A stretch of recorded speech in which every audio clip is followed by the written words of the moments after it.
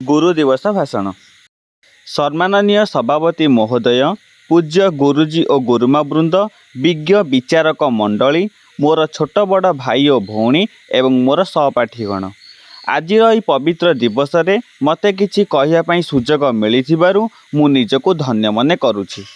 भागवत रे गोटे पद अछि, गुरु को न मरिब नर, गुरु जे साक्षात ईश्वर। आमे जानिबा उचित गुरु जड़े मनीष हेले मध्य तांकर व्यक्तित्व असाधारण। गुरु भगवान सह तुलनीय। गुरु को आशीर्वाद रे जड़े छात्र अशेष ज्ञान और सम्मानर अधिकारी होई पारे। महान दार्शनिक तथा छात्रवत्सल शिक्षक डॉक्टर सर्वपल्ली राधाकृष्णकर त्यागपुत्र अवदान जोगु तांको जातीय गुरु आख्या दी जाइछि। से 1888 मसीहा सेप्टेम्बर 5 तारिख में आंध्र प्रदेशर तिरुथानी ठारे जन्मग्रहण करथिले। तांकर जन्मदिवस को सारा भारत में गुरु दिवस रूपे पालन करा जाए। राधाकृष्णकर महान चरित्र समस्त शिक्षक समाज पर एक उज्जवल दृष्टांत। आमे जानिछे पूर्वे छात्र माने गुरुकुल आश्रम विद्या अध्ययन करुथिले। गुरु को आशीर्वाद फल से पांडित्य अर्जन करि पारुथिले।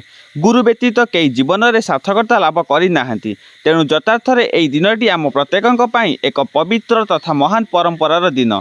सर्वपल्ली राधाकृष्ण थिले गुरु दिवसर प्रणेता। तांकर आमायिक सरल व्यवहार समस्त मन में भरी देइथिला अमृतर धारा।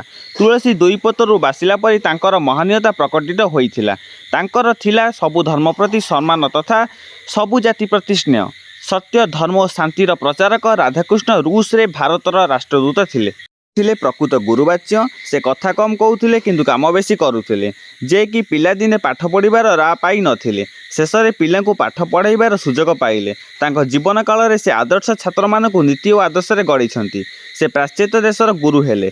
तेणु वास्तविक राधाकृष्ण जन्म जयंती को मन पकाइबा आजिर यह पवित्र दिनर सृष्टि होइछि।